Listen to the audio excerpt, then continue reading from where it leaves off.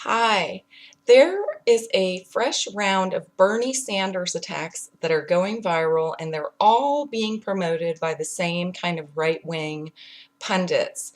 And they're so inflammatory that I feel like I have to do this. Now, the Young Turks, I don't give them much credit, but they did a good job discussing this because nobody else has. And basically, I'm going to tell you what actually happened because what the word is that Bernie Sanders has said that the Boston bomber should be able to vote.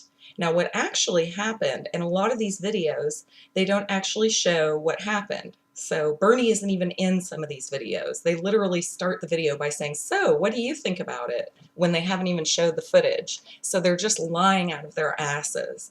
What actually happened was a young woman asked Bernie Sanders, would terrible people, and she named a litany of types of people, including the Boston bomber. And in Bernie's long response, he said, terrible people should be allowed to vote. Okay, he did not say the Boston bomber should be able to vote. It's inferred by what he's saying. But if you think about what he's saying, for every one Boston bomber, how many people are in prison that would outweigh that one Boston bomber? I'm not worried about the vote of a Boston bomber. I'm not worried about the vote of a terrorist. I'm worried about the people like Wilbur Ross, who has been linked to the Paradise Papers. If you don't know about the Paradise Papers, look it up. And he is the head of commerce, and as such is trying to push the citizenship question on the census that's going all the way up to the Supreme Court. And he was handpicked because he's a rich guy with a lot of money. He's got connections to Russia and oligarchs and hides his money and his billions in overseas accounts. And now he's the head of commerce, and as such has got this Census Bureau question asking citizenship going all the way up to the Supreme Court. And the reason he wants to do this is so that he can gerrymander so that immigrants can't get the benefits that they're entitled to, and other poor people can't get the benefits they're entitled to. And these are the same people that would disenfranchise people from their vote. So given the choice between a Wilbur Ross and a Bernie Sanders, I'm going to pick a Bernie Sanders. And I'm going to pick someone that would give the right to the people to vote rather than be these advocates of taking away votes from poor people that the Republican Party has been doing for decades.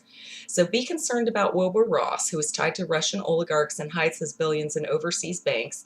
Be concerned that he's trying to gerrymander to cut out immigrants and other poor people from benefits they're entitled to. Then be concerned about Alan Dershowitz, who Fox News had on just the other day, if not today, who's alleged to be involved with Jeffrey Epstein's sex trafficking.